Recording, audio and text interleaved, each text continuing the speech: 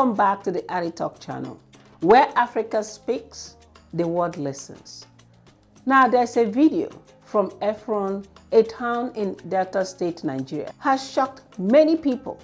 An unarmed 28-year-old man known as Mene Ogidi was surrounded by several police officers. He was already restrained and begging. Then suddenly a gunshot without any investigation or even legal process. And then what happened? He was killed instantly. His offense was that he was found with a sealed parcel containing a gun, according to the scene that we saw in the picture. The Nigerian Police Force says the officer involved, ASP Nuhu Usman, has been arrested and is expected to face prosecution. Nigerians are asking one question: will justice really happen, or will this case quietly disappear just as usual? Now, across Africa, similar incidents keep happening, and the same concern keeps coming back. When security forces use little force, how often is justice truly served as it should be? Now, when state power goes wrong, let's be clear. When someone is killed by security forces without trial, without court, without a chance to defend themselves, it is called extrajudicial killing. And this creates fear, because if it can happen to one person, who is truly safe? Most police officers do their job under very intense and difficult conditions, that we know. But there are documented cases where force has gone too far.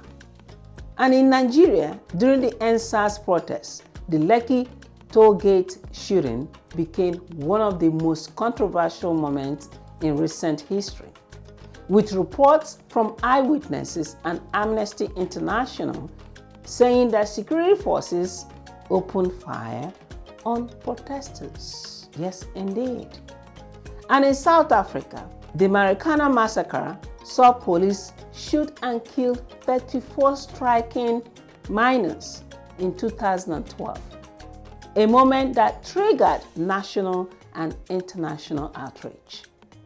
And in Uganda, during clashes in Kasese, human rights reports show that security operations led to dozens of deaths, just like that. These are not the same incident, but they raise the same question. When force is used by the state, where does accountability begin? And where does it end? How many of these cases truly end with justice? Where have we seen that? Well, let's look at why people lose trust in the system.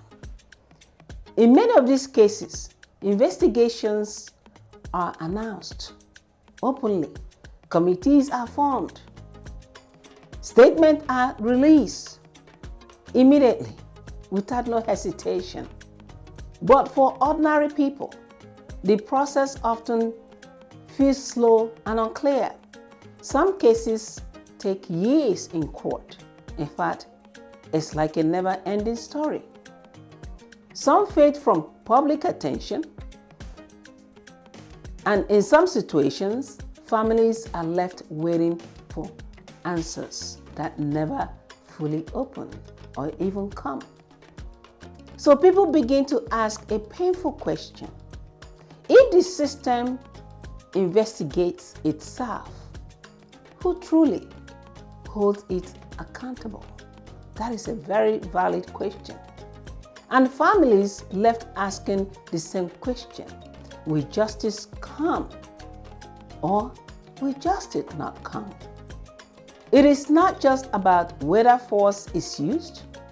It is about what happens after force is used.